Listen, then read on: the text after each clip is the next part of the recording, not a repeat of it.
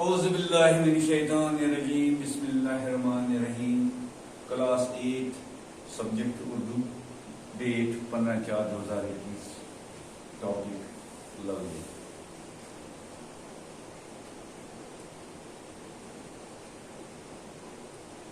کشمیر قدیم زمانے ہی سے رشیوں صنعتوں اور صوفیوں کا مسکن رہا ہے۔ انہی بزرگ ہستیوں میں ایک عظیم خاتون بھی گزری ہیں جنہیں پیار اور عقیدت سے لوگ لل دت کے نام سے یاد کرتے ہیں۔ لل دت کی زندگی کے حالات کے بارے میں اگرچہ وثوق کے ساتھ بہت کچھ نہیں کہا جا سکتا، لیکن اتنا تو بہرحال یقینی ہے کہ وہ 14ویں صدی کے وسط میں سری نگر سے 6 میل دور جنوب مشرق کی طرف واقع ایک گاؤں سیمپور میں پیدا ہوئی۔ ان کے والدین نے اس وقت کے رواج کے مطابق چھوٹی ہی عمر میں ان کی شادی پامپور کے ایک پنڈت گھرانے میں کر دی۔ سسرال میں ان کا نام پدماوتی رکھا گیا۔ کشمیر قدیم زمانے ہی سے رشیوں صنعتوں اور صوفیوں کا مسکن رہا ہے، یعنی کشمیر پرانے زمانے ہی سے کشمیر میں صنعت، صوفی، رشی یعنی عابد، سادھو، پارسا، پرہیزگار اور متقی لوگ رہا کرتے ہیں۔ انہی بزرگ ہستیوں میں ایک عظیم خاتون بھی گزری ہیں جنہیں پیار اور عقیدت سے لوگ لل دت کے نام سے یاد کرتے ہیں۔ یعنی انہی عظیم ہستیوں میں ایک عظیم شخصیت خاتون بھی گزری ہیں جنہیں پیار اور عقیدت سے لوگ لل دت کے نام سے پکارتے ہیں، لل دت کے نام سے یاد کرتے ہیں۔ لل دت کی زندگی کے حالات کے بارے میں اگرچہ وثوق کے ساتھ بہت کچھ نہیں کہا جا سکتا، لیکن اتنا تو بہرحال یقینی ہے کہ وہ 14ویں صدی کے وسط میں سری نگر سے 6 میل دور جنوب مشرق کی طرف واقع ایک گاؤں سیمپور میں پیدا ہوئی۔ ان کے والدین نے اس وقت کے رواج کے مطابق چھوٹی عمر میں ہی ان کی شادی پامپور کے ایک پنڈت گھرانے میں کر دی۔ سسرال میں ان کا نام پدماوتی رکھا گیا۔ انہیں لل دت کی زندگی کے حالات کے بارے میں اگرچہ وثوق کے ساتھ بہت کچھ نہیں کہا جا سکتا، یعنی اعتماد کے ساتھ، یقین کے ساتھ بہت کچھ نہیں کہا جا سکتا، لیکن اتنا تو بہرحال ضرور کہا جا سکتا ہے کہ وہ 14ویں صدی کے وسط میں، 14ویں صدی کے درمیان میں، 14ویں صدی کے بیچ میں سری نگر سے 6 میل دور جنوب مشرق کی طرف واقع ایک گاؤں سیمپور میں پیدا ہوئی۔ یعنی جس گاؤں میں لل دت پیدا ہوئی اس گاؤں کا نام سیمپور ہے۔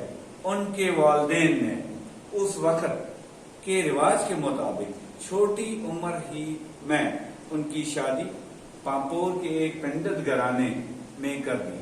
یعنی ان کے والدین، والدین ماں باپ کو کہتے ہیں، یعنی ان کے ماں باپ نے ان کی شادی اس وقت کے رسم رواج کے مطابق پامپور گاؤں میں ایک پنڈت گھرانے میں کر دی۔ سسرال میں ان کا نام، وہاں سسرال والوں نے ان کا نام پدماوتی رکھا۔ سسرال میں ساس اور شوہر کے برے سلوک کی وجہ سے لل دت کی ازدواجی زندگی بہت ہی طلب گزری۔ اس زمین میں کئی واقعات کشمیر کی لوک روایت کا حصہ بن چکے ہیں۔ کہا جاتا ہے کہ ایک بار لل دت کے سسرال میں ایک بڑے پیمانے پر ایک دعوت ہوئی۔ یعنی شادی کے بعد لل دت کی زندگی بڑی تکلیف میں گزری۔ ان کی ساس، ان کے شوہر انہیں بہت ستاتی تھی اور ان پر طرح طرح کے ظلم کرتی تھی۔ ان کا کھانا پروستے وقت ان کی تھالی میں ایک بٹا رکھتی تھی اور اس کو اوپر سے ڈھک دیتی تھی تاکہ دوسروں کو یہ محسوس ہو کہ لل عارفہ کے لیے کافی کھانا رکھا گیا ہے۔ سسرال میں ساس اور شوہر کے برے سلوک کی وجہ سے لل دت کی ازدواجی زندگی بہت ہی طلب گزری۔ یعنی ازدواجی زندگی یہاں پہ میاں بیوی کی پرائیویٹ زندگی کو کہا جاتا ہے، جس میں میاں بیوی ایک دوسرے کے ساتھ اٹھنا بیٹھنا رہنا سہنا، اس سب کو ازدواجی زندگی کہتے ہیں. یعنی اس میں بہت ہی تلخی گزری ہے، بہت کٹھن زندگی گزری.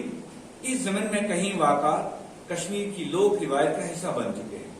یعنی اس زمن میں کچھ ایسے واقعات بھی رونما ہوئے جو کشمیر کی لوک روایت کا حصہ بن چکے ہیں کہ ایک بار لل دید کے سسرال میں بہت بڑے پیمانے پر ایک دعوت کا انعقاد ہوا.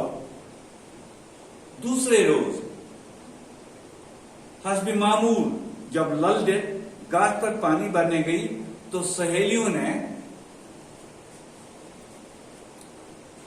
ہنستے ہنستے پوچھا کہ کل تم نے خوب پیٹ بھر کر اچھے اچھے پکوان کھائے.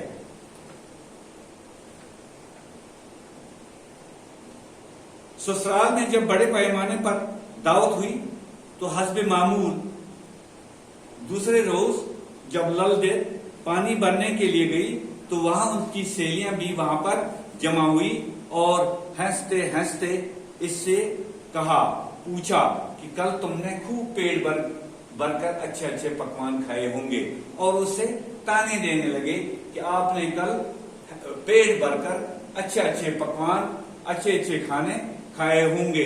اس پر لل دید کے منہ سے بے ساختہ ایک شعر نکلا. تو اس پر بے ساختہ فوراً ایک لفظ نکلا، ایک جملہ نکلا جو کشمیری زبان میں ایک ضرب المثل ہے. یعنی جسے کشمیری زبان میں کہاوت کہتے ہیں کہ وہ جملہ جو مثال کے طور پر کہا جائے اسے کہتے ہیں ضرب المثل. تو لل دید کی زبان سے بے ساختہ یہ جملہ نکلا، مینڈا پکے یا بکرا. لل کی قسمت میں تو وہی بٹا ہے، یعنی مینڈا پکے یا بکرا. تو میری قسمت میں یعنی لل کی قسمت میں تو وہی بٹا ہے. یہ وہ بٹا ہے جو لل دید کی ساس اس کو کھانا پروستے وقت اس کے کھانے میں نیچے رکھا کرتی تھی، اس کے برتن میں رکھا کرتی تھی اور اس کے اوپر چاولوں سے اسے ڈھک لیتی تھی.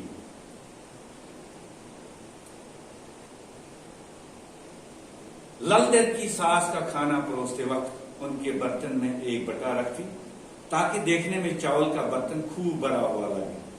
یعنی اس کی ساس، لل دید کی ساس، کھانا پروستے وقت اس کے برتن میں ایک بٹا رکھتی تھی تاکہ دیکھنے میں چاول کا برتن خوب بھرا ہوا لگے. لل دید نہایت صابر تھی. وہ چاول کھا کر بٹا دھو کر ایک طرف رکھ دیتی تھی تاکہ ان کی ساس کو دوسرا پتھر ڈھونڈنے کی زحمت نہ اٹھائے. یعنی لل دید اتنی صابر تھی، وہ اتنی معتبر تھی. اس نے جب بھی اس کی ساس اس کے برتن میں چاول کے نیچے بٹا رکھتی تھی تو لل دید کبھی اس پر اعتراض نہیں کیا کرتی، بلکہ اس کے برعکس چاول کھا کر بٹا دھو کر ایک طرف رکھ دیتی تاکہ اس کی ساس کو دوسرا پتھر ڈھونڈنے میں کوئی تکلیف محسوس نہ ہو. کسی طرح سے لل دید کا یہ شعر ان کے سسر کے کانوں تک بھی پہنچا تو انہوں نے اس کی تحقیق کی اور لل دید کا بیان صحیح ثابت ہوا. جب یہ واقعہ، یہ شعر ان کے سسرال کے کانوں تک، یعنی ان کے سسر اور ساس کے کانوں تک بھی پہنچا تو انہوں نے اس کی تحقیق بھی کی، انہوں نے اس بارے میں دریافت بھی کیا اور لل دید کا کہنا، اس کا بیان صحیح ثابت ہوا. لل دید نہایت صبر سے سسرال والوں کی زیادتیاں برداشت کرتی رہی، لیکن آخرکار ان کے صبر کا پیمانہ لبریز ہوا. اتنا کچھ سہتے سہتے سسرال والوں کی زیادتیاں بہت برداشت کرتی رہی، لیکن آخرکار لل دید کے صبر کا پیمانہ لبریز ہو. وہ تنگ آ گئی اور انہوں نے گھریلو زندگی کو خیر باد کہا اور ایک مست کلندری کی طرح جگہ جگہ گھومنے لگی. یعنی انہوں نے اپنی اس صبر کی زندگی کو، اس معتبر زندگی کو تنگ آ کر خیرواد کہہ دیا اور درویشی کی عالم میں ایک مست قلندر کی طرح جگہ جگہ گھومنے پھرنے لگی۔ ایک بار وہ نیند برہنہ حالت میں کہیں جا رہی تھی، للیشوری ایک بار یعنی تقریباً پوری ننگا حالت میں کہیں جا رہی تھی کہ کہیں دور سے حضرت امیر کبیر سید علی ہمدانی آتے ہوئے دکھائی دی۔